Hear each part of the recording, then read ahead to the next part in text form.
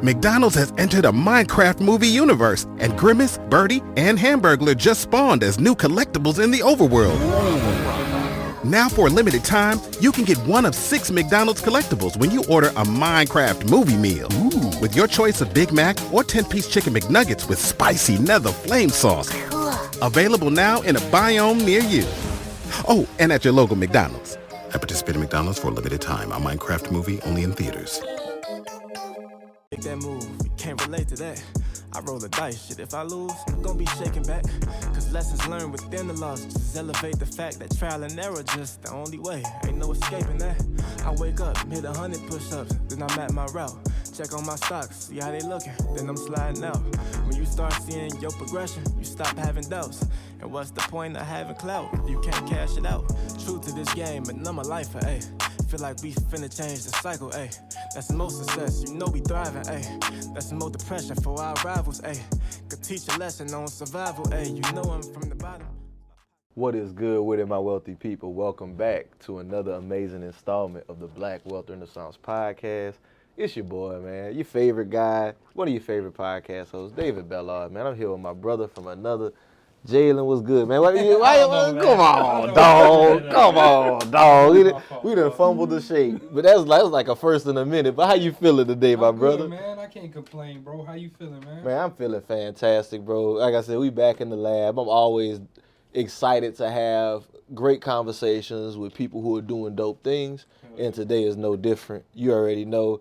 This man, he's an alumni of the Black Men's Summit. Y'all know y'all need to get y'all tickets to that if y'all haven't. For the very first one. The very first summit, man. He's been making things happen. He's a man behind the scenes making impactful connections between key players in the sports, entertainment, music industry, and Fortune 500 companies. He's been doing this for, I don't even know how long it is, but probably decades at this point, man. But he's a connector. He's a person who's making a lot of moves behind the scenes. You'll see him, he be everywhere, guys. Like, if you see this brother, he is everywhere. And we are thrilled to have him on the show. We have none other than Mr. Dessie Brown Jr. Dessie, welcome to the show, brother. Hey, man, appreciate you. Thank you for the opportunity. It's always great to be invited, you know what I'm saying? What do they say? Go where you celebrate it, not tolerate it. That's a fact, my brother. I appreciate y'all celebrating me and allowing me to be here. So, hey, appreciate you coming definitely through appreciate you definitely coming through and kicking it with us. And guys, before we get into it, please, y'all make sure y'all do us a favor. If you enjoy our content, make sure y'all leave us a rating and review, preferably a 5-star review if you get some value out of that, man. But Dessie, brother, like you said, you are celebrated and you're a person that needs to be celebrated, because a lot of times we focus so much on the people who are always in the forefront, in the limelight, in front of the screen. Mm-hmm. But it's people behind the scenes that make a lot of this stuff possible for them. And getting to learn some of your background, you one of those people who does a lot of that. So I know I gave a brief introduction to you, but for our audience, can you tell them in your own words who's Dessie Brown? Yeah, and it's funny you mentioned that. I have eventually I'm gonna do a book, but usually if I speak at like a high school or a basketball camp or something like that, my topic is the game beyond the game, how to play ball without breaking a sweat. Okay. So, and the way I explain it is like, you know, there's a Jay-Z line when he talks about sitting courtside and he like, I'm sitting next to Spike if you pan left to right. Yeah. So basically that's how I am in a sense. It's like I'm usually there. Like I'm in the picture. I might be just outside of the picture or I might be in the back of the picture, but a lot of times I'm kind of around. Mm-hmm. So I've been blessed to work in various parts of entertainment and different things like that. So I like to describe myself as a connector, and I try to be really, really good about doing good business, at the end of the day, and try to keep good relationships, because if you've ever watched a documentary on Clarence Avant, that's like somebody that I really, really look up to. What's the name of that documentary? The Black Godfather. Black Godfather. I haven't watched it, but I've heard. Yeah, you have to watch that. Yeah. If you watch that, you'll understand me a little bit more. Yeah. Okay. That's one of your inspirations, one of your role models. Yeah, definitely. That's what's up. Definitely got to watch that one, my brother. Yeah. So, kind of just peeling back. So I know we were speaking off camera. You kind of told us your journey started with you being an assistant to Tom Joyner, right? Yeah. Well, can we go back before that? Yeah, that's not even really where the start came from. Yeah, let's get. When did you like know that this was the path that you were gonna take? I never really knew that this was the path. It was. I'm one of those people that I pay attention to opportunities. I feel like I'm really good at identifying opportunities. You know how if you have the mindset of something bad is gonna happen, bad stuff is gonna happen. It's gonna happen but if you eventually, feel like, man, things work out, I always get opportunities, so I'm always looking for the next opportunity. So that's kind of how I operate. So I went to the University of North Texas up in Denton, and so I actually wanted to play football. Going back, I played football in high school. We were really good. A couple games outside of winning the state and things like that, but I was supposed to go play for a little college in Missouri. For whatever reason, it didn't work out. I probably should have walked on to UNT, but at the point that I got to UNT, during high school, I always did music. So you're talking about rapping, producing, things like that. And then when I got to UNT, I met some other cats that were into music. And so that really was my path. Okay. So it was rapping and producing. That's how I got into entertainment. Gotcha. Yeah, and then one of my homies, APG, he was a college intern for Elektra and Atlantic Records. So if artists came to town, we would host them, do listening parties, different things like that. And he was, I believe, who came? Like Trick Daddy, Jay Shin, kind of around that time, right? So from there, using that experience, I ended up getting an internship with Sony BMG, a good brother by the name of Delano Washington. He was very, very pivotal in my career a couple of different ways. But anyway, I was doing music, and the way this is prior to the internet and Spotify and everything like that. So you had to get out and get it. So you talking about selling CDs type stuff? Yeah, I'm talking about burning CDs, selling CDs, giving them away on campus. My thing was, I don't care if you don't like my music, you can't say you ain't heard of it. So that's the way I used to operate. I had T-shirts, keychains, pins, bandanas, anything you can think of to promote the music, that's what I had. And so that's what kind of started me. And then along the way, got that internship. So now I'm associated with a major label, even though I'm never gonna get signed. But if I got the Usher album early, I got the posters. Now when I'm promoting my music, it looks like something a little bit. And then for a while, I produced for Mr. Pookie and Mr. Lucci. Yeah. So Mr. Pookie's second album, I produced maybe 4 tracks on that album. Yeah. And then what else? Just all those different opportunities, you know what I'm saying? And just understanding. Oh, and by the way, I also went to college with Lecrae and Tadashi. The large gospel. Yeah, one of the biggest so they gospel artists, so they went to UNT as well. We used to run into each other in the music lab all the time. R.C. Williams that played for Erykah Badu, like, UNT is like a spot, you know what I'm saying? So it was good contacts there. The Party Chaser Cats, they went there as well. So it's a lot of people that went to UNT that were pivotal. Yeah, And then after that, I ended up getting a job with a magazine in Atlanta called Grip Magazine. And this is around the time when like Jeezy first got on, T.I., all of them. So Trap now, music was starting to bubble. Yeah. So now I'm kind of back and forth between Dallas, Atlanta, Houston, kind of moving around a little bit. But what I knew was like, okay, most of the magazine staff is in Atlanta. They don't have anybody in Dallas that can write. They don't have like too much. It was me and my homegirl Amber that got me the job. Well, I'm like, I can write. I was always in AP English, gifted and talented classes growing up. If artists come through, then I'm going to write the article. So now I got a couple articles in the magazine. What I also knew was, okay, I still kind of do music a little bit. If I shoot a music video, I'm going to put 20 girls in the magazine shirts because I know when I push the video and take photos, they'll use the photos in the magazine. And that'll give me extra promo as well. That's smart. And then I would show up to clubs with like 4 or 5 girls with magazine shirts on. So now that got me popular And then in Dallas, people wanted to start throwing parties with me because it's like, Dessie got the magazine and know all the girls, so let's throw a party with him. And then if the party pop, then I know I can get the photos in the magazine in Atlanta. So I'm hearing your story, like, it's real multidimensional, right? You didn't let yourself get pinned down to one lane. Usually, you know, the prototypical advice we hear often is you got to niche down. You got to find one thing and master it. Mm-hmm. Why do you feel like that approach was the one you go, just because it's kind of opportunities you were seeing, or? It was that, but also the people that I looked up to. Jay-Z, Dame Dash, Diddy at the time. You know what I'm saying? Like, none of them, if you think about the moguls, Richard Branson, if you think about these moguls, they don't have one thing. Virgin has Virgin Records, airlines, hotels, cruises, spaceships. Yeah, so why would I limit myself? And I have multiple interests. I'm interested in art.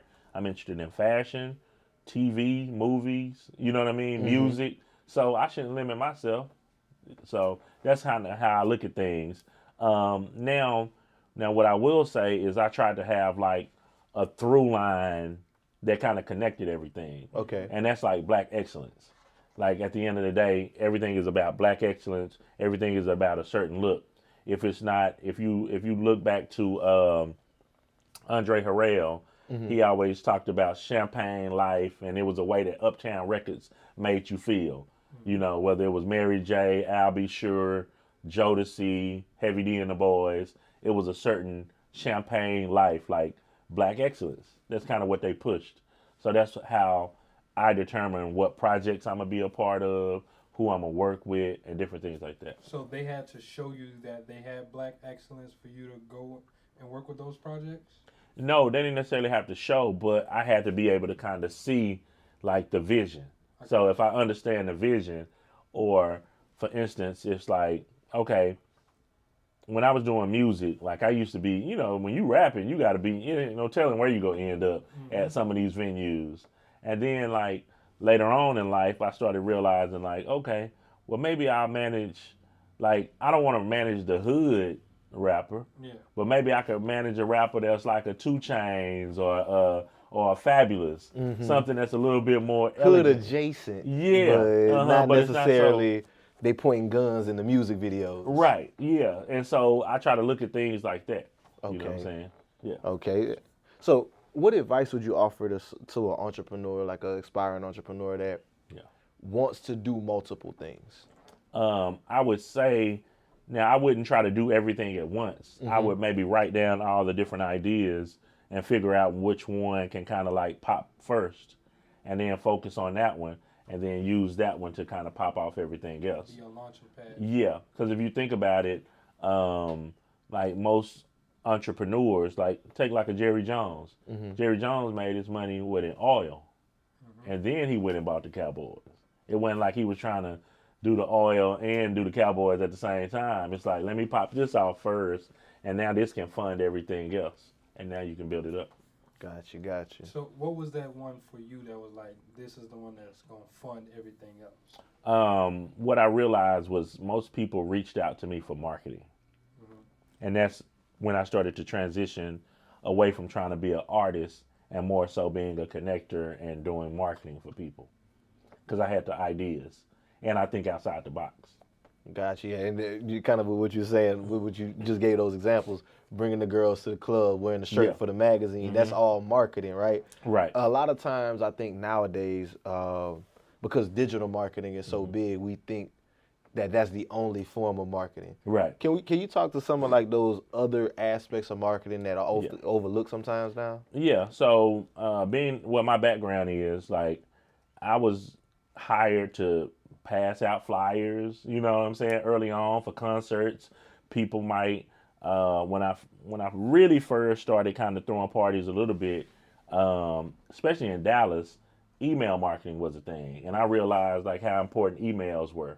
And so that's kind of what I based it on. Like, even if I didn't have a spot, I could help and do email marketing for people. And then even if I didn't have a party, I could promote all the parties on a given weekend by sending out email. And then the way And then a couple of ways that I would collect email addresses were, like I remember having a project for Walmart one time. So basically I had maybe 20 Walmart gift cards. So instead of just doing it a traditional way and giving them away, basically what I did was went to a few promoters and went to their parties and had girls walking around with clipboards like, hey, give me your information for a chance to win this free gift card. Now at every spot, I got everybody's email address. Yeah. So thinking about stuff like that, you know what I'm saying?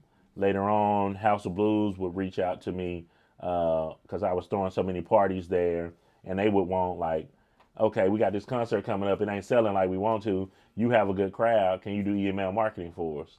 So they would pay me plus give me a certain amount of tickets to give away. Once again, you utilize social media, you utilize email marketing. Hey, sign up for your chance to win 2 free tickets to this concert. But now I have all the data. And then when I threw parties, especially early on, if I threw a party, it wouldn't just be free till 10 or free to 10:30. Like, nah, you got to RSVP or whatever the case may be. Still collecting that data on the front end, so I can market to you again on the back end. Yeah, and then I'm also an early adopter. So any kind of technology, like I'm trying to figure it out, and I'm on it pretty early.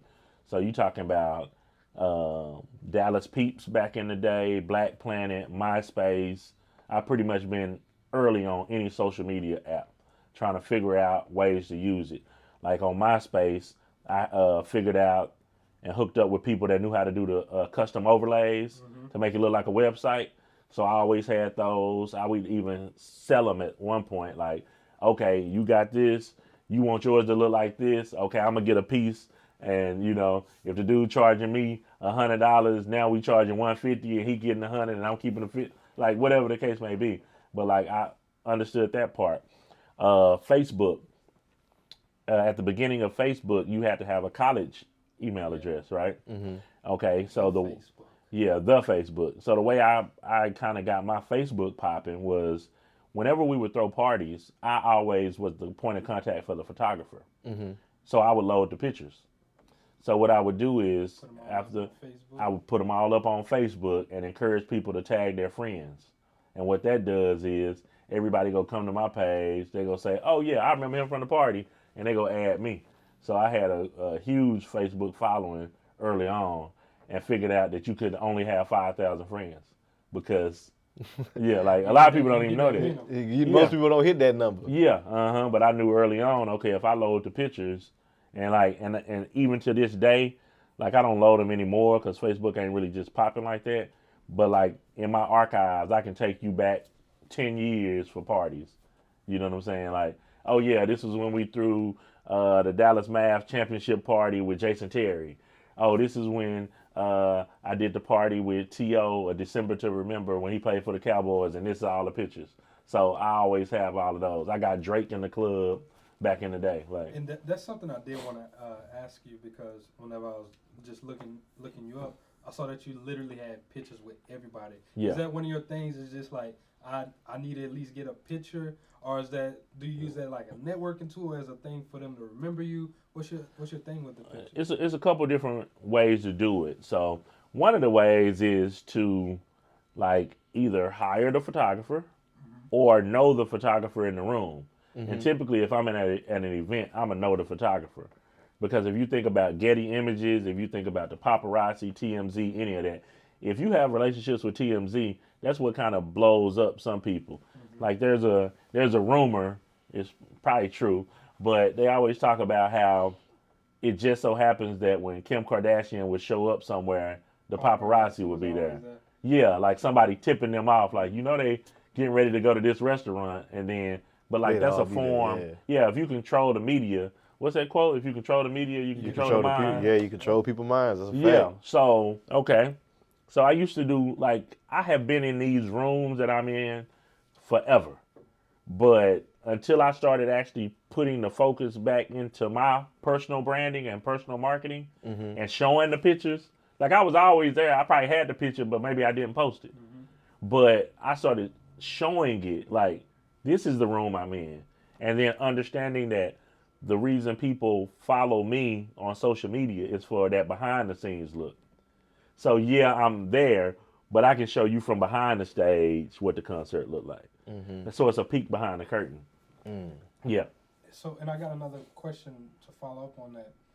A lot of people, sometimes they get in the room, but they can't stay in the room. Yeah. How do you conduct yourself once you get in the room to where you can constantly be re-invited here, like you make those actual lasting relationships? Yeah, it's understanding what value you bring and being confident enough in the room. You know what I'm saying? Like, by the time I got to becoming Tom Joyner's assistant, I was already pretty popular. But I understand that in some instances, McDonald's has entered a Minecraft movie universe, and Grimace, Birdie, and Hamburglar just spawned as new collectibles in the overworld. Now for a limited time, you can get one of 6 McDonald's collectibles when you order a Minecraft movie meal.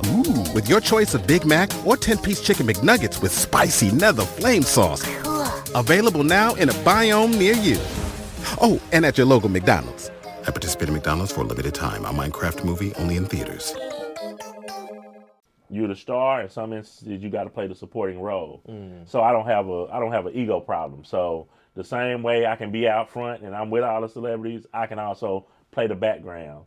But keeping good relationships are super important, and also being knowledgeable of what's going on, right? So we're in Dallas. Dallas is a big market, but it's not LA, it's not New York, it's not Miami. Hell, it ain't Houston. Yeah, it ain't Houston. So if nothing else, I have to know what's going on in those markets, because what could happen, somebody could be sitting in the room. You could be sitting in the room with somebody that you should absolutely know, but because you're not knowledgeable of the industry that you claim you want to be in, you miss the opportunity. So I'm the one that if I'm listening to a podcast and they say a name I don't recognize, I'll press pause and I'll look it up.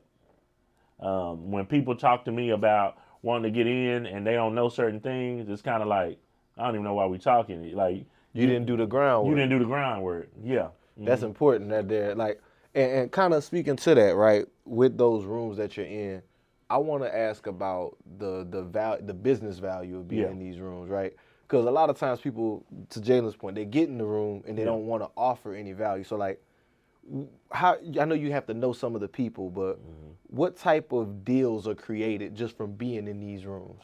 You get some deals, and then sometimes it may just be the additional cosign that you need, right? So for instance, I'm part of Marseille Martin's production company. team. Yes, sir. Yeah, Genius. And so I've known her parents for years. They like family, right? So, but when I bumped back into them, I was in LA with Anthony Anderson and Deion Cole. And so 2 people that's already on Blackish with her, right? Yeah, And so, but we were at a Oscar party, and it just so happened that that I was in a section with Anthony and Deion and bumped into Marseille's dad, Josh. And he's like, "What you doing here?" I'm here with my people.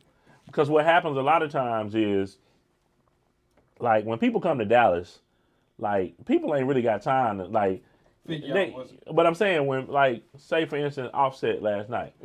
Offset is in, he doing his show, he got booked for an after party, then he out. He ain't like, They're not kicking it. they ain't kicking it like that, right? But if I go to Atlanta and I done maybe met him in Dallas and now I'm in Atlanta, it might be a little bit slower than Atlanta. So even if I don't necessarily go to dinner with him, I might see him on a more social level, where you can kind of, oh yeah, I'm the one that, yeah, I was with you in Dallas when they did the Magic Show. Yeah. Or, oh, I know your boy such and such. Like, it's that association. I got you. And so when you understand that, it's like a puzzle pieces to me. It's like, and I think several steps ahead. So I'm thinking about ways that are different opportunities within those deals. Like, okay, I see that, like, for instance, yesterday, after the show, there was a magician there. And so he's doing this magic in front of Offset and all his people that's backstage afterwards. But what I noticed was, dang, it ain't no videographer in here. So that could be an opportunity that I say, okay, magician, you need me on your team, because That way we would have had the camera there. This would have helped your brand. Yeah, and because right now all we got is maybe social media stuff. Like, you know what I'm saying? Because I'm sure he's probably trying to find who tagged him and different things like that. And it's usually the smallest things that help kind of bridge the gap. Like everybody, like it was 40 people in the room that saw him doing that stuff. Of course he can say his name, but how many people actually went and followed him? And a day later, how many people really remember his name? Well, that would have been different if he had his own videographer and he tagged them and like, hey. Yeah. Or if he had a banner or something up or a business card there or a QR code. Hey, man, y'all enjoyed the magic. Make sure y'all follow me. Here's a QR code, and now people can hit it, and now they know what to tag. So it's like little small things like that you have to think of because that's what provides value. That's a great answer right there, man. And I got a quote from you that I heard you in one of the interview. You said, a lot of times as black people, we think it's a bad thing to be the only person in the room. Right. But you said that you actually find comfort in that. Can you expound on that some? Yeah, because you stand out. You know what I'm saying? Like, I have a unique name, Dessie. Me and my dad. You know, my dad passed away almost 4 years ago. So if you say Dessie from Dallas, you might say dark with the glass, whatever the case may be. You know exactly who you're talking about within entertainment. So the same way, like, I don't mind being the only person in the room because people are trying to figure it out. And when you have true connections and true relationships, like, everything else is out the window, right? Like, I done been on private jets with Tom Joyner. I done been to Super Bowls with Marcellus and Michael Bennett. You know what I mean? So, like, once you get in certain rooms, the money don't matter. Like, everybody got money in these rooms. Everybody connected in these rooms. Okay, who are you as a person? What do you have to offer as a person? What ideas do you have? Because everything else is level at this point. You know what I'm saying?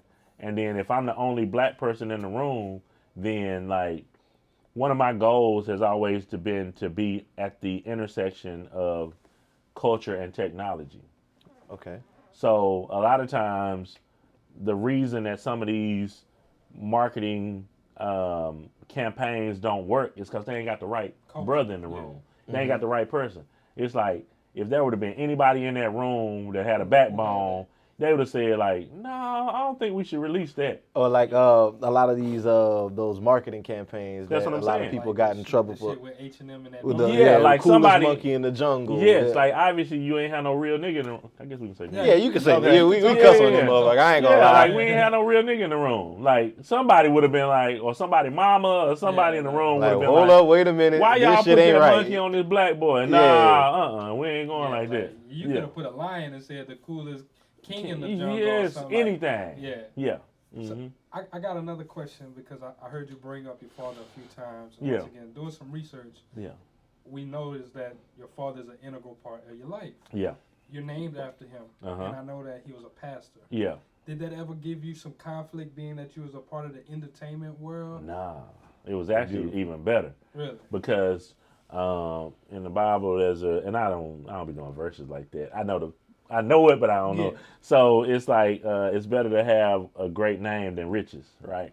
So a few years back, I had to speak at my old high school, and what I talked about was on the program it put Dessie Brown, and I'm really big on name because, like, it didn't say Dessie Brown Sr., it didn't say Dessie Brown Jr., but people still felt comfortable going to this program because either way, it was all good. They didn't feel like, well, which one is it? Because if it's this one, I ain't gonna come. Like, it say Dessie Brown and it's all good. You know what I mean? And just keeping good relationships. Like, I never worried about it because I always had good relationships, even if it had to do with liquor or whatever the case may be. And at the end of the day, who are we to judge? So, so it was never an issue. My parents came to my 30th birthday party. I threw a party at Kenichi, if y'all remember where Kenichi was in Victory Park, and I got us both rooms at the W, and I had my parents come out for my 30th birthday. Then they had to leave at midnight so we could really turn up. But I wanted them to kind of come and see.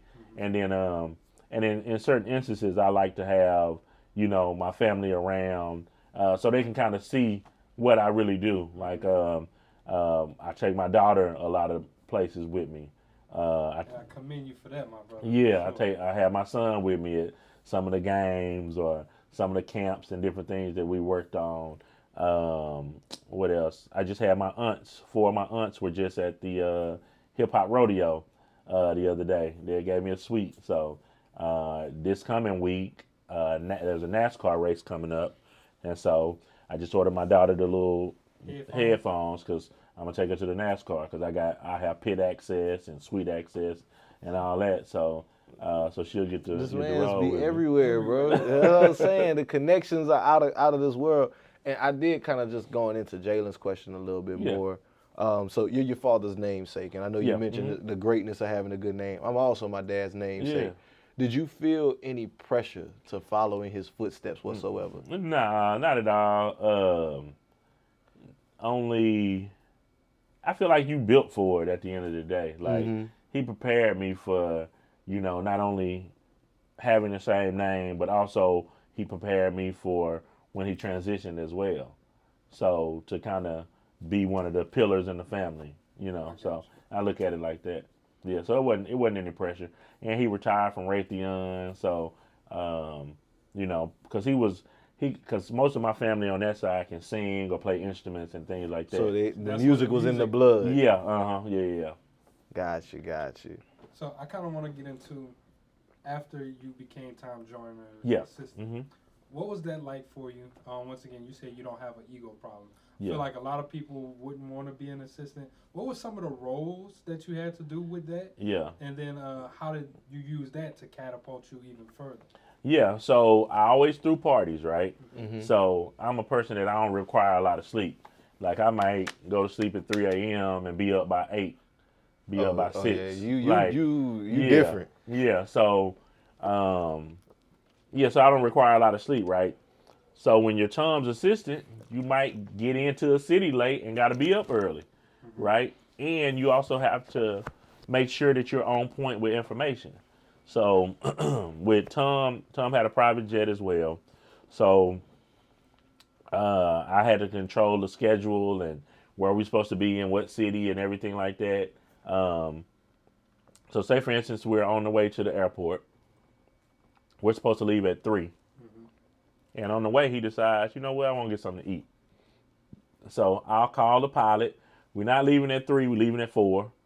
Tell the driver, we're stopping over here. Now that means we're not landing at 6. We're landing at 7. So you got to call the driver on that end. So it may change. One decision might change 10 subsequent events. Yes. So you have to be on point like that, right? And then I told this story in Atlanta last week about the ego thing, right? So at one point we went to the Image Awards, the Soul Train Image Awards. So got our suit, red carpet, all of that. You know what I'm saying? I'm fresh. So we pull up in the car. Tom always sat back right. The driver here, I sit in front of him. That's how we always roll. So when we get to the red carpet, the people there, they know Tom is coming. So they open the door. They open his door. They open my door. All the cameras, right? I get ready to get out. And Tom says, "No, stay with the driver. I'll call you when I'm ready to go." So here I am in my suit, thinking I'm fresh, ready to walk the red carpet. None of that. None of that. So I got to get back in the car. Okay. Feel like Unc in the thing. I ain't fresh. So I ain't fresh enough for the red carpet. So then I ride around the corner and go to this little restaurant, and that's where all the help was. They was all at the same spot. So was everybody suited and booted? Everybody assistant. This person that work on this, like all the people. You get to make all of those connections with those people. Too. Right. Yeah. And see, and it's funny, like, speaking of connections, a lot of times, especially nowadays, I don't look for the artists. I look for the people around because it's the same people. Artists come and go, talent comes and goes, unfortunately. but it's usually the same people that's been around. I actually saw Joe Budden say something like that on his pod. He was like, I wouldn't tell you niggas to become an actual artist. He was like, go look at their managers. The managers, they have more of a longevity, and they make more money than the artists anyway. Yeah. So that's going back to the game beyond the game, how to play ball without breaking sweat. When I go in there and talk, I'll say, okay, and we can play this as well. So, okay, tell me a job that you could have if you're passionate about basketball, you're passionate about the NBA. Tell me a job that you can have that doesn't require you being a player on the court. So you could be a coach, you could be a trainer, photographer, agent, doctor. Let's see, you could be probably a lawyer for the team. Event coordinator. I know like they have foundations and stuff like that, most teams. So if you think about it, and this is from an owner standpoint, but Jerry Jones has owned the Cowboys from Troy Aikman to Tony Romo to Dak, on and on. Ain't threw a football. Mark Cuban has had Dirk and Nash, now he got Luka. Luka and Kyrie, And Kyrie ain't shot a basketball. So those are the careers that last longer. Thinking about some of those legendary baseball announcer names and people that we know that we ain't never seen them call no game, but we know them names. Or think about what's the guy Mike Breen that says bang when somebody hits the 3-point. Think about how long he's been doing that. He's a legend. Like then to your point, Ernie Johnson, going to football like a John Madden, what's Boomhouse. You talking about Chris Berman? The one that always yell boom. And think about, but like even with Madden, like Madden is such a legend for Madden, a video game. Nobody even realized like he was a coach. No, like. Kids don't even remember, like, you have to have somebody tell you that he was a coach.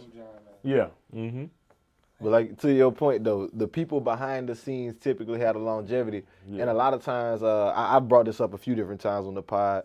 In our community, we pursue the limelight role where the longevity isn't. NFL has been called not for long. I mean, NBA is only 250, 300 guys that actually are players. But to your point, how many support staff? How many people that are GMs? Everybody that's actually building a career in these fields that they can work 20, 30, 40 years and climb the ladder. And they get power as well. Think about how powerful Rich Paul is right now. Like people talking about him. What it was, because I think they was beefing with the Knicks organization for a long time. And that's why nobody from Clutch even looked at being traded. I never heard of this. Yeah, bro, but somehow, like in the past 2 to 3 months, that's whenever LeBron put the Knicks, was it the towel, the flags? He put something on. But I remember that was starting the speculation. Does LeBron want to come to New York or whatever? I do remember seeing that.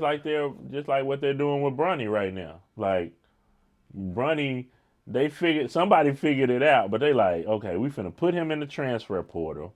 Then we're gonna declare. Then we go declare, but we still go wait because he's still eligible. And so if the wrong team draft him, just go back to school. Yeah, that's a crazy power play right there too. Like I didn't realize the transfer portal was giving them that ability to do that. Like, everybody can't do that though. Like a lot of people get stuck in the portal. Yeah, because what happened?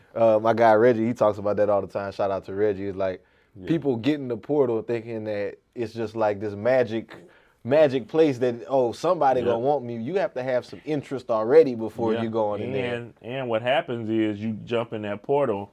Nobody gets you on this side, and you done burn the bridge on the other side, so you can't go back. Now you done wasted a whole year eligibility. Yeah, I mean, if you get a chance again, that's just something that you have to think about, you know. But yeah, it's all of it's funny. We went through, experience because my son had 32 offers, and so we kind of went through some of that and just kind of learning how it was. He had everybody from Duke and Northwestern to Stanford, where he ended up, to SMU, Tulane, all over the place. But they put so much pressure on the kids as well because, like, Stanford may take 3 safeties, and you may be considering Stanford.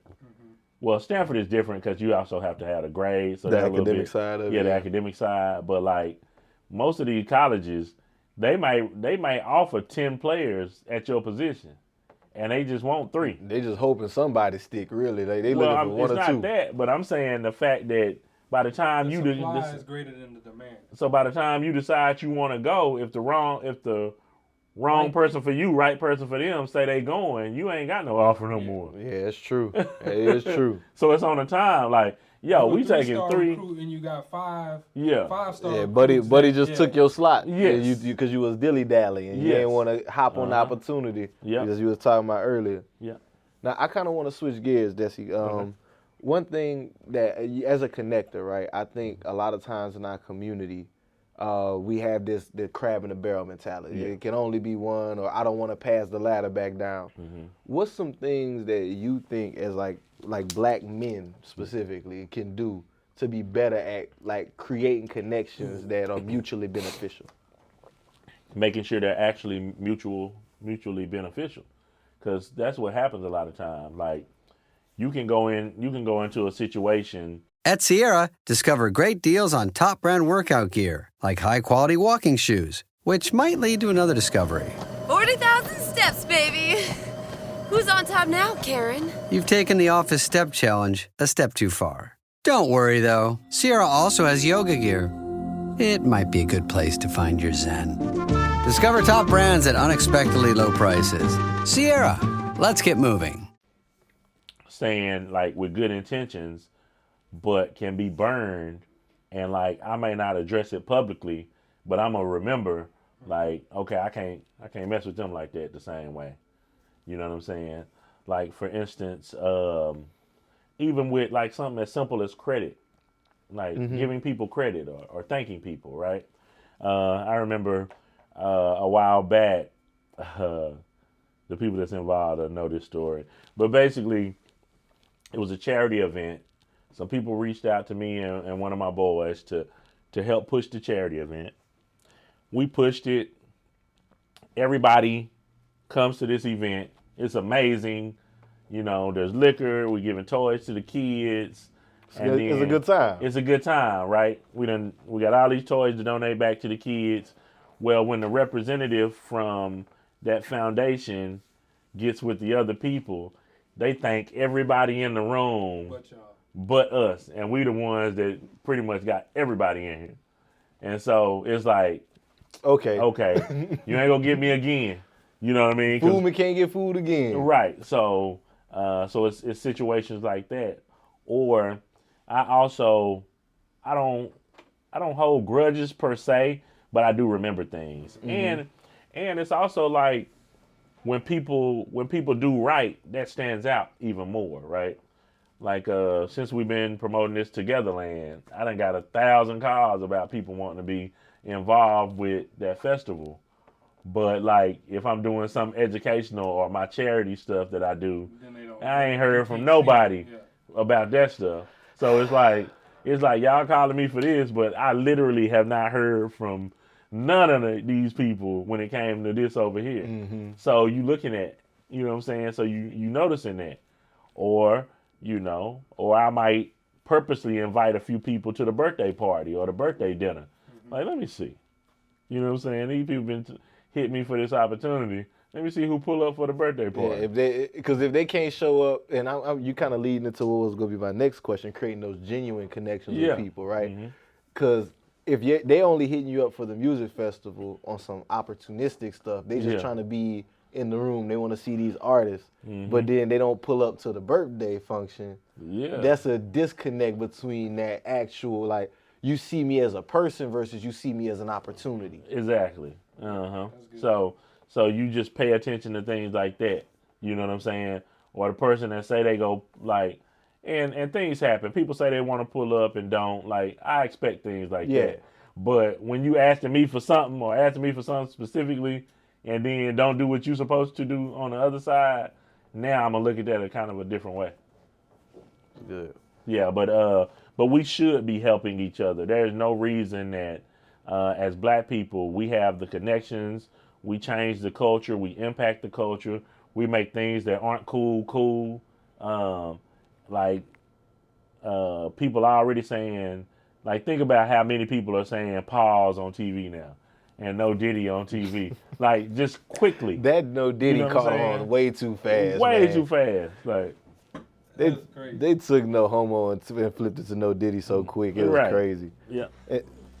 I do have the question about, I know you mentioned earlier, with MySpace and some of the other things, you learned early about how you can add money on top of things and everything. Yeah. When did you really just start paying attention to the business side? Like, once again, you said people hitting you up for marketing, people doing all of these things. When did you learn, okay, I need to make sure I have this in the right area? Was there certain contracts? Did you have any point where you probably got burned by somebody where you were supposed to make some money, you didn't? Where did that business side actually start to come into play for you? Yeah, well, I look at it as no losses, only lessons. And a lot of times, like, I learn from trial and error. So, for instance, I used to run with Nelly's crew. With the lunatics, lunatics. Yeah. So some of his people. So casually too. Yeah. That's a fact. I can't act like I'm best friends with these people, but you work with them. Yeah. So Slim, they call him Loose Cannon Slim. So Slim had a company, and so when I was working for the magazine, there was an Apple Bottoms tour that came through Dallas, and I was there promoting with the magazine. So I meet these cats from St. Louis and a couple of them from Atlanta. Well, they were getting ready for All-Star Weekend in Houston. Well, if you promoting All-Star in Houston, you need Dallas. So I look at that as an opportunity, right? Okay. They like, well, yeah, we can hit you up. Okay, so now I help promote Houston All-Star, all the Nelly parties, some stuff with Jermaine Dupri, all of that. Well, the next year, they're promoting in Vegas for All-Star Weekend. Well, you still got to promote in Texas. So once again, they pay me to promote in Texas. I go to Vegas. They got my room. They pay me when I'm out there. So I'm building these connections as the guy. When Nelly would come through Texas, whether it was promoting an album or anything else, they would reach out to me. Well, during these times, you start getting access to contracts and things like that. Or, somebody want to book Nelly for this after party. So I'm getting to see the contract. But the way I am, once I get the contract, now that's part of my Rolodex, like that's part of my files. So if I got to make another contract, then I'm going to use this as an example. Reference, Yeah, So, let me read it, okay. Because I couldn't afford an attorney, you know what I'm saying, at the time. But, and some of these stuff are simple agreements. So I can do a simple agreement if I got to. And so it was learning that. And then kind of going back to connections and value and different things like that. The way I got into sports was because I know Nelly's crew. They doing all of this stuff. Well, T.O., when he comes to the Cowboys, he was doing charity events and like galas and also football camps. So it just so happens they needed somebody local to Dallas to help with that. And one of the guys that I knew from the Nelly and JD situation say, well, Dessie live in Dallas, hire him. And so that's how I got into knowing the sports people. So now I know T.O., I'm running around helping promote his camps and his gala. Then I meet Andre Garrard, and me and Andre get tight. And then Andre introduced me to Martellus. And then when me and Martellus met, it just so happened we lived around the corner from each other. That's why. So that's how, and now, we're each other's daughter's godfather all these years later. That's what's you know up. what I mean? But it's just recognizing opportunities and just being cool. You know what I'm saying? Yeah. That's what's up, man. You bring up Martellus Bennett. I just remember Martellus was a real great player, man. Yeah. Dope player. I remember that situation when in Chicago, that cornerback that tested him. Yeah. Man, I had never seen a grown man get tossed like that a day in my life, bro. That was the wildest. I was like, yo, this nigga is strong. And he a better basketball player than football. Really? He's supposed to go to NBA out of high school. That's insane. That's a different level of athleticism. He used to kill at the celebrity game, because we would do these celebrity basketball games. Like we did one for Super Bowl when it was in Dallas with Marcellus and Chris Brown and Floyd Mayweather and a bunch of people. And then my boy OT that worked with Josh Howard, we used to always do Josh Howard charity weekend, and we do a softball game or basketball, and T.O. would play in it and all of that. Shout out to OT and T.O. I was with them Tuesday at the McDonald's All-American game. Hey, that's dope. I love it. So I did have another question. I don't want to pivot too far from where you might want to go, Jalen. But we kind of you mentioned McDonald's, right? The McDonald's All-American game. You've helped brands get connected to different celebrities and different initiatives. Yeah. When it comes to working with some of these Fortune 500 companies, do you have like any advice on how to like get in those rooms and get into those spaces? One, research, and then two, find out their initiatives. What happens is we're so quick to ask for some money and not know what the fuck going on with the brand. Mm-hmm. So say for instance, like I'm having a gala and I'm bringing a celebrity and I want this company to sponsor it. That company may not care nothing about your gala and your cause. What's better to find out is, okay, Walmart, Target, McDonald's, what's your AT&T? What are y'all working on for the year? Oh, well, we're looking into getting into music festivals and and these type of events. So now I know what types of events to pitch to them. Mm-hmm. And this information, right? This not nothing you're gonna find on Google or Facebook. No, you might have to have a relationship. You have to make some connections. You might have to hit the LinkedIn. You might have to pull somebody to the side. I used to work for a staffing firm, Robert Half and the Creative Group, and so like them companies want you to smile and dial. Make 100 calls and all that stuff. I was like, I ain't doing none of that. So what I used to do is I would do what's called warm calls. So I'm cold with LinkedIn too. I can find anything on LinkedIn. So if I knew somebody that worked at AT&T, they might. LinkedIn Premium? Huh? You pay for the premium? No, they give it to me here and there, and then I do it for a while, and then take it back. Yeah. So, and then you keep the messages they roll over. Right. So anyway, smart game. You do. So if I'm trying to get into contact with somebody specific from AT&T, I will find out who I know that works there, and then I'll tell them what I need. So then when I call Joe Blow, who I don't know, I'm going to say, hey, Joe, Jalen told me I should reach out to you. And now that's a warmer call versus a cold call about somebody you don't know calling you. Right. Because now you said it earlier. You said that that relationship, that familiarity with them. Because now they know, oh, if Jalen sent you, okay, you must be pretty solid. Yeah, and it's certain people, and it can work for the good and it can work for the bad, because it all makes a difference who introduces. If the right person introduce you, then you good. If the wrong person introduce you, I may never do business with you because that's a fact. You said the wrong name, and you might not even know it. Oh, okay. Has that ever happened to you where you said the wrong name? Well, not for me really, but it's happened to you or somebody may have said. Somebody, like one of those things you were talking about earlier. Somebody that you may have done business with, and it went. You fulfill your end of it, and then when they supposed to do their thing on the back end, it's like, I see how you move. Yeah, or it could be a case where recently South by Southwest opportunity came up. We ended up not doing it because it was too last minute, but somebody reached out about South by Southwest. And so we had got connected through a mutual contact. Well, this is 2 years ago when we originally got connected. Mm-hmm. Well, I never heard anything else back about the event, so I assumed the event didn't happen at all. And they realized that I didn't have anything to do, or I wasn't as connected to that guy as they thought.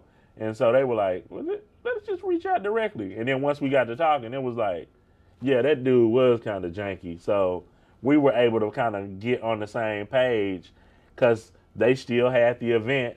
Dude just had overpromised and underdelivered. The worst thing. You know what I mean? And they knew he was connected to me, but they thought we were more connected than we actually were. And it was like, nah, I just know him. Like, yeah, we ain't did nothing together like that. So, yeah. I got you.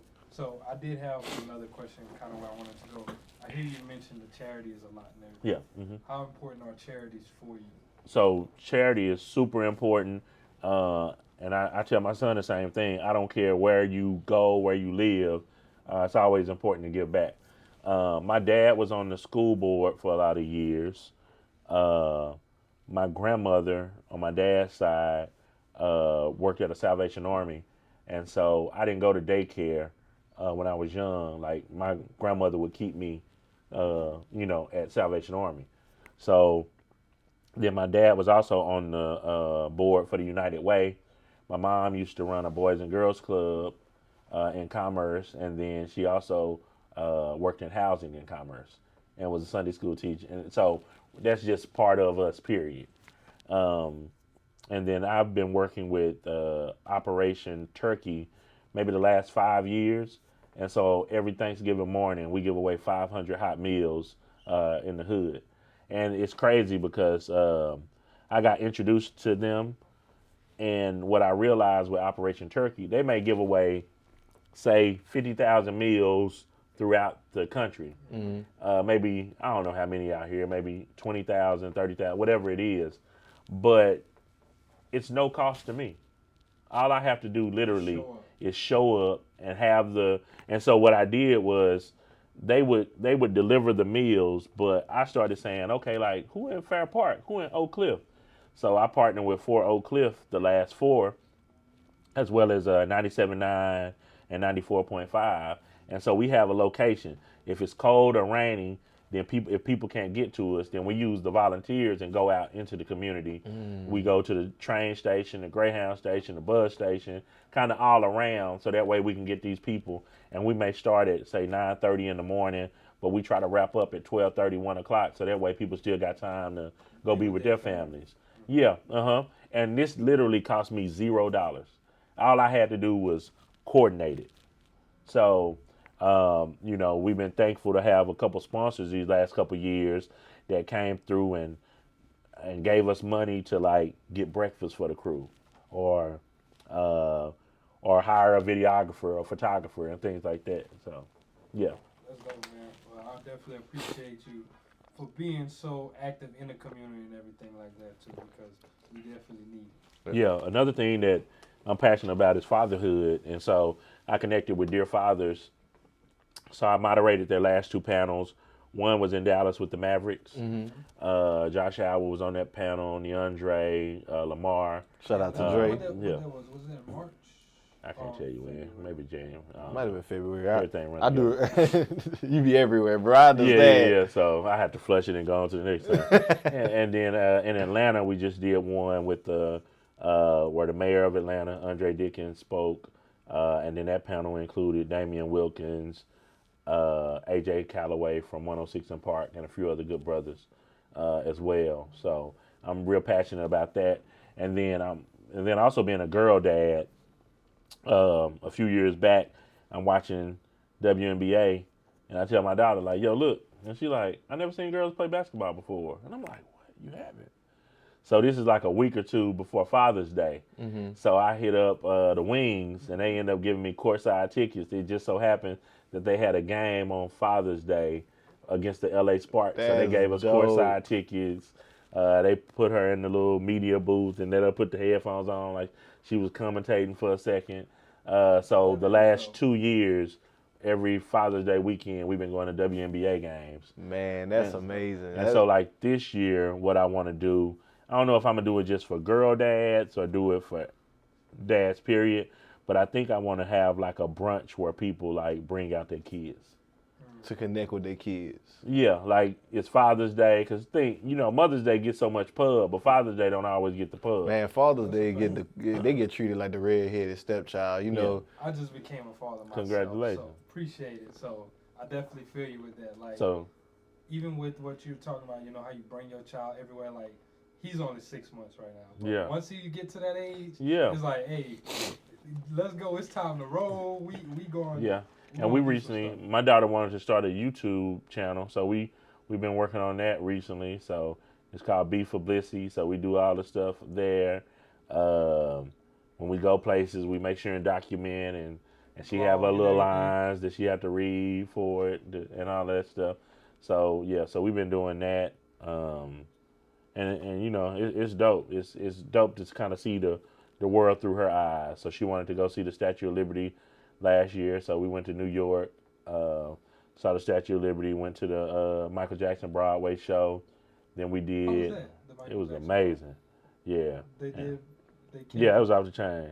Even the one here, I was telling people that they should go to it because they came through Dallas Summer Musicals maybe a couple months back. But yeah, really, really good.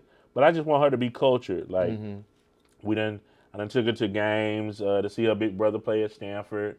I work in Hollywood a lot, so we did the whole LA and got to the see Hollywood sign, a little Walk of Fame. Yeah.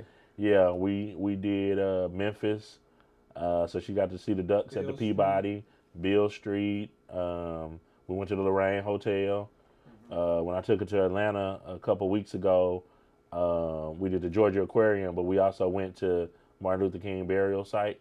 So I wanted to be a balance. Like. And whenever you're taking her like to some of these things, are they still work related? You might have to do something for work, but you just make the time and say, hey, while we're out here, we're also going to go do this? I try to make it about her, but I'm a workaholic, so it's going to be a little work. Like when we was in Atlanta, I have an event coming up with Morehouse. So she go to that meeting with me at Morehouse. We still go get our pictures and everything she need, but she finna sit here while I had this meeting too. And that was the reason why I asked that, because sometimes I'm a workaholic as well. Sometimes people feel like, oh, I gotta sacrifice that time with my kid so I can do this, so I can provide a certain type of life for them. But I think if you explain to them, hey, look, Dad gotta work right quick. Yeah. Let me do this, and then after that. The spirit of innovation is deeply ingrained in America, and Google is helping Americans innovate in ways both big and small. The Department of Defense is working with Google to help secure America's digital defense systems, from establishing cloud-based zero-trust solutions to deploying the latest AI technology. This is a new era of American innovation. Find out more at g.co/American innovation. We can go do this, or before we take care of this meeting, we can do this. Yeah, she'll hop on my Zooms, because, you know, like, if you're on a Zoom, kids want to see what's going on. So I'll let her walk past, say, hey, okay, all right, now go sit down. You know what I mean? So she does that, and then now I even will hear her playing, like, okay, I got a Zoom on my iPad. Like, you know what I'm saying? I got a meeting, I got a Zoom meeting, I got to do. Busy? So that's pretty dope. Yeah. So it's like, it's dope to see it because you're investing in experiences for her that's going to help her grow. And I know you big on legacy, right? Mm-hmm. So with that, like, we talk about wealth building and legacy a lot on this show. Yeah. Are there any ways like that you like showing her kind of the ropes in the industry, or is it just kind of passively? As she gets to, she's 7, so she's starting to kind of get it a little bit more. It's more so showing her the connectivity, because her name is Bliss, so her name stand out. So a lot of people know her. When I'm up at her school, like, people know her. A lot of times people will stop her and say, hey, I know your dad, and different things like that. So she's kind of seeing that piece of it. You know, we'll talk more about like stocks and different things like that as it kind of comes up, but she does understand business to a certain extent, like because people will send her stuff like HBCU dolls.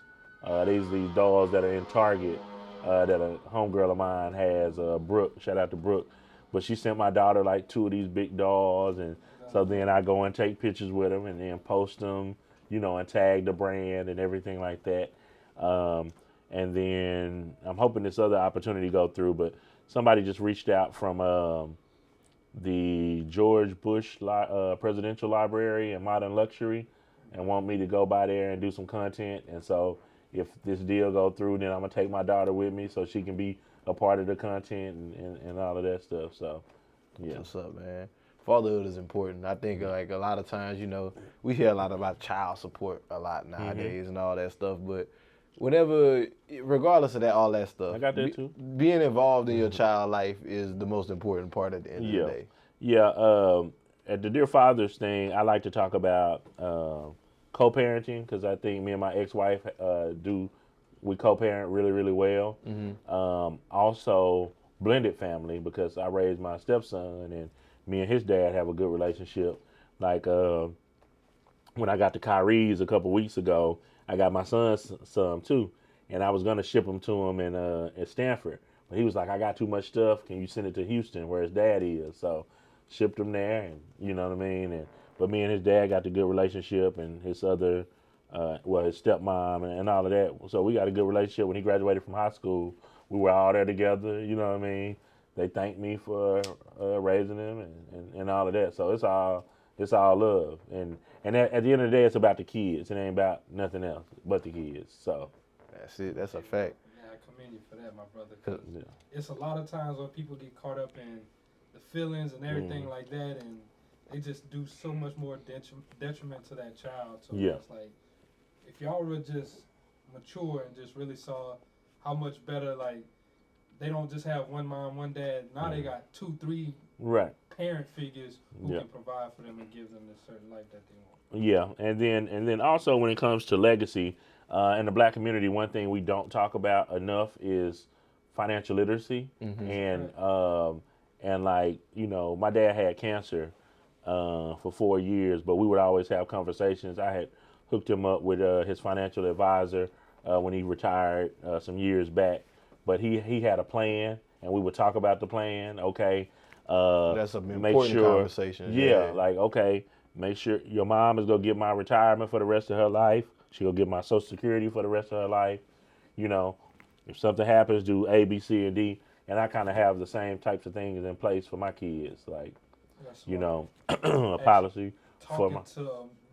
Giving them the plan, not just saying, "Oh, I got it set up," but giving them the plan of this is how it should go once I do transition. Yeah, and you know, like, if you don't remember nothing else, remember to call this person so you can get access to this, and because you know we all got to go at some time, and as we get older, our people get older and they transition, and you know, grandparents and parents and everything like that.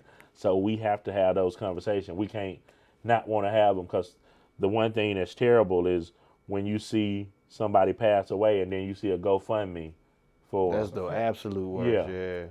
That's why we actually became life insurance agents. We got licensed as agents for that reason. After we talked, y'all with? So we were with the independent group. We brokers. We work with the Heartland Financial Group, chosen agency.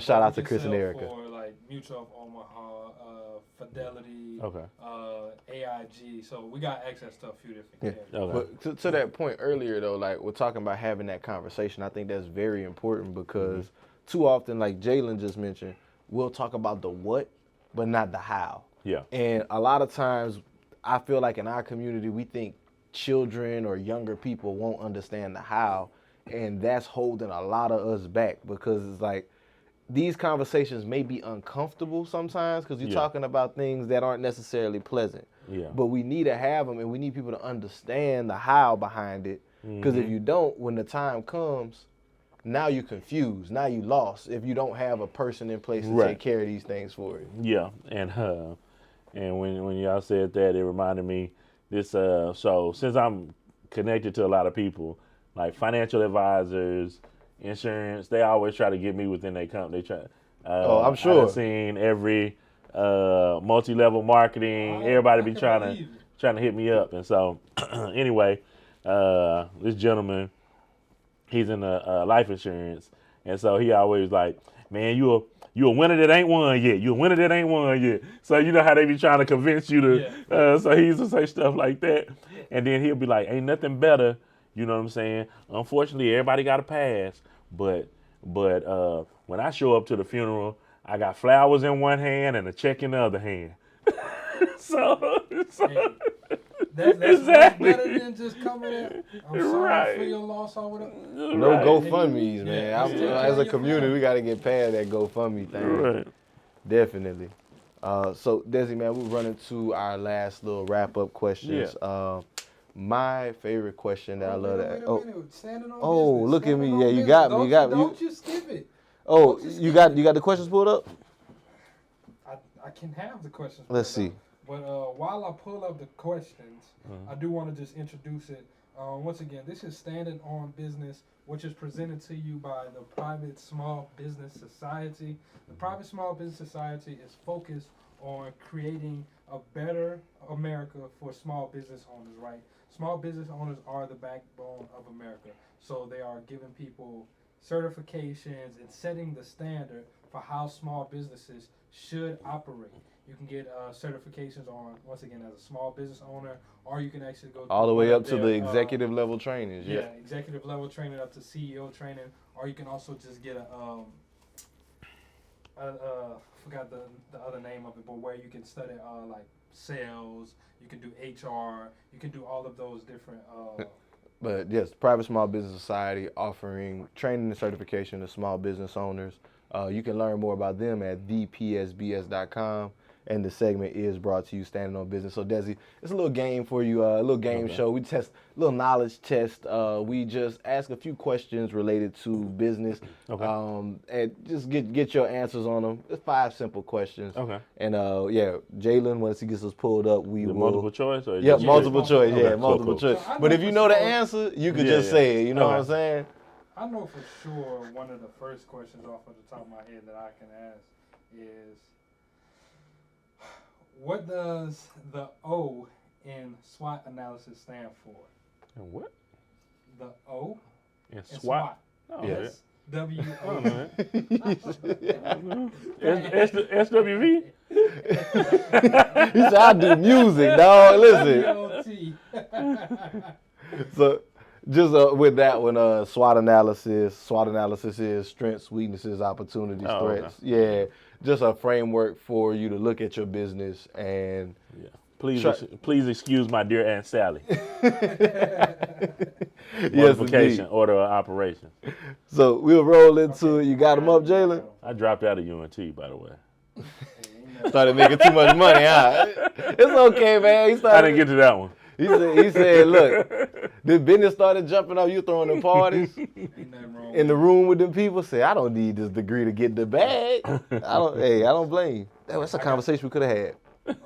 About degrees, yeah. That's a conversation that's going on right now. Ever want to come back? The invitation is always open, my brother. So the second question is, what is the primary purpose of a business plan? Oh, okay. A, to guide the operational strategy of a business. B, to keep track of employee performance, or C, to calculate the exact profit margin. I would say A. You are correct. Ding, ding, ding. Let's go. Okay, let's see. 1 for 2. What does ROI stand for in business? Return on investment. Yes, sir. 2 for 3. Let's see. Ding, ding, ding. Let's go. I knew you had that one in the bag. Cause look, you probably looking at these deals like, what's my ROI? What does B2B stand for in business terminology? Business to business. Yes, sir. Let's see. What that is? That's 3 for 4. 3 for 4? 3 for 4? Okay. Let's see. Which financial statement provides a snapshot of a company's financial position at a specific point in time? A, income statement. B, cash flow statement. Or C, balance sheet. I can read the question again if you want. Which financial statement provides a snapshot of a company's financial position at a specific point in time? A, income statement. B, cash flow statement. Or C, balance sheet. C. Hey. Ding, ding, ding, ding, ding, ding, ding. 4 for 5. You already know what it is. 4 for 5 going live. Dessie, I appreciate you playing. I passed. I made an 80. I think that's a B. You know, these days, 80 damn near. Hey, man, I just seen like this recommended grading scale in California. Like an A is going to be like an 84 to 100. That's correct. And then a B going to be like 83 to 64. That's because they know people finna start worrying about college and like that's over. You can't even,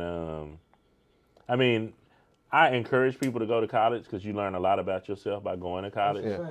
But college ain't necessarily for everyone. I made a lot of contacts in college. There's the goods and bads to college, right? The bad side is that goddamn student loan debt for most people, right? A lot of people from our community, they go in, they don't really have financial backing. And yes, if you're going to go with a plan and a purpose, it's a good idea. But if you just go on thinking you're going to have a good time for 4 years, stay your ass away from there. You don't need to get them loans. That's a fact. So you can go into the last. All right. So now we're going to pivot into the last few questions. I'm going to ask you my favorite question I love to ask everybody. Okay. What's the biggest money lesson that you've learned that you'd like to share with our audience? The biggest money lesson is all money ain't good money. You can make a lot of money doing things that don't line up with your core values. And so in that situation, that money's not good. So, and you can, a lot of times you can see when people do stuff for money because it don't align. You're like, why they do that? Like, they don't go with their brand. They just trying to get the bag real quick. Right. I like that. So one of my first questions is, are you frugal or are you a flexer? I'm pretty frugal. Like, I like experiences. But like, I ain't got to flex. Like, because I've seen it working in entertainment and around celebrities, you realize that a lot of the stuff don't mean nothing and people be flexing for no reason and it don't really have like, your name is a flex. Who you are is a flex. Like, I be seeing Ocho Cinco. He take it to a different level at times. You know what I'm saying? He not even frugal. That nigga cheap. Else. That's that nigga cheap, man. But call it what it is. He had 6 smart cars, nigga. But like when you look at like some of the things, like I remember Donovan McNabb used to wear fake jewelry because nobody would ever question if it was real or not because he was Donovan McNabb. And then like when you look at some brands, like a lot of times I rep local brands or black-owned brands because they need to shine a little bit more than, like I'm not going to pay $300 for a Gucci shirt just to promote Gucci. So I learned that very, very early. And because a lot of celebs will get clothes for free or they'll get it, wear it, and then send it back. And you sitting up here trying to compete with them. Like a lot of stuff is like that's an illusion. That's an illusion for real. Get it, wear it, and send it back is crazy. Yeah, just like in the club when you see these bottles getting popped. Everybody ain't paid for these bottles. Some of these bottles free, and you up here trying to compete with them. I done seen people start bottle wars, and know that like they ain't pay for half them bottles. They done brought them out, and now this person over here like, oh, they popping that? Okay, let me pop these. Yeah. Damn, so these club owners playing chess. Yeah, I never knew this was going on. Pop one, now they all stop popping. And then I managed. I was a VIP manager at Park Ave for a lot of years, and I would run through bottles and bottles of champagne, give away, offer, because like we get into that cost at the end of the day. So we had a deal with Bel Air. It wasn't super expensive for. But if I can get you to buy 2 or 3 bottles of liquor, and I can just tell you, man, I'm gonna give you 2 bottles of champagne, just buy that. You know what I'm saying? That might be $30. They cost you $30, but they done spent $1,000. Shit. I'm telling you. The business of the club is one that we got to dive into that in the episode. We might have to. If you can connect us to somebody who was a club owner, yeah, we want to get deeper into. Yeah, I mean, I can talk to you about some stuff offline too. All right, for sure. That's a bet. For sure. One of my last questions is, I'm pretty sure you do. Do you have life insurance? Yeah. Yeah, I got several policies. Like I said, I had one in place for my kids to split, and then once I got divorced, I got another policy that's just for my daughter, and then I got another policy for like my nieces. I got twin nieces that I got an extra little policy for. Hey, that's what's up, man. Yeah. Dessie, we appreciate you so much for coming through, my brother. For sure. Definitely appreciate you joining and sharing your knowledge. Yes, sir. Please let the people know where they can follow you, where they can tap in. Oh, with yeah. you, anything that you got going on, if they want to come to some community service events, anything like that. Okay, cool. Follow me on Instagram, Dessie, YOUKNOWDESSIE, Dessie. Follow me on X, Twitter, whatever it's called, Dessie. I'm on LinkedIn, Dessie Brown. I be outside, so you can catch me in Dallas, LA, Atlanta, Houston. I be moving around a little bit. The Togetherland Music Festival is coming up. Hopefully this will come out pretty soon. The Togetherland Music Festival is May 25th and 26th at Fair Park. That's coming up. The Franchise Game is a franchise symposium that I do with Tarji Carter. That's coming up in Dallas. That's going to be August 16th, I believe. And then we have one coming up with Morehouse, October the 2nd. I think in September, Dear Fathers, we're doing one with the St. Louis Cardinals in September sometime. What else? Oh, you can find me on constant tour with Keith Jacobs. If it don't feel like 90s R&B, coming to a House of Blues near you, Dallas, Houston, New Orleans, Anaheim. We're going to Atlanta soon too. What else? Charity, Thanksgiving. I always need help on Thanksgiving. Trying to think what else. That might be everything. Oh, shout out to Cashin, Black On, Fashion. Shout out to the Texas Rangers. I got the Kyries on. And shout out to Levi's. Levi's, I always look out with the jeans too. I love it, man. I love it. I love the shout outs. I love the things that you got going on. Y'all make sure y'all reach out if you want to support the Togetherland Music Festival. I'm going to have to pull up on that one. I seen that lineup. Sure. It looked kind of crazy. Yeah, the lineup. And we're going to announce a few other people too. Yeah. Yeah. Catch me at Urban Trivia this weekend. I'm going to be there Sunday. Yeah, I still haven't been, but I heard man, you tripping. Fun as hell. Yeah. Urban Trivia. I'll be at Urban Trivia. Yeah. Indeed. Well, I want to talk about one of our events that we got coming up as well in September 25th through the 27th. No, I'm sorry. The dates might be moving. But toward the end of September. 29th. September, we got the Black Men Summit going back down in Atlanta. This is the 3rd annual Black Men Summit. Y'all make sure y'all come. Y'all pull up. Am I invited? Am I part of it or something? I want to do something. Hey, man, we going to have that conversation. We got to talk about that. Yeah, for sure. We got the Black Men Summit going down again this year in Atlanta. Y'all be on the lookout for it. Y'all can get tickets right now. Go to the show notes. Get your tickets. They are still on pre-sale prices. So make sure y'all go run and get those. Last thing I got to say is make sure y'all leave a 5-star rating and review. If you're on YouTube, please like, comment, hit that notification bell, sign up, and all that, dog. The Patreon back too. We got some content that we about to start putting out on there as well. So y'all, we appreciate y'all. David, you got anything else? Again, I appreciate you. We value everything y'all guys got to say. Just echoing Jalen's statement, leave a review, man. I definitely appreciate any feedback that you guys have to offer. And until next time, this is BWR signing out. Peace. McDonald's has entered a Minecraft movie universe, and Grimace, Birdie, and Hamburglar just spawned as new collectibles in the overworld. Now for a limited time, you can get one of 6 McDonald's collectibles when you order a Minecraft movie meal. Ooh. With your choice of Big Mac or 10-piece chicken McNuggets with spicy nether flame sauce. Available now in a biome near you. Oh, and at your local McDonald's. At participating McDonald's for a limited time. A Minecraft movie only in theaters.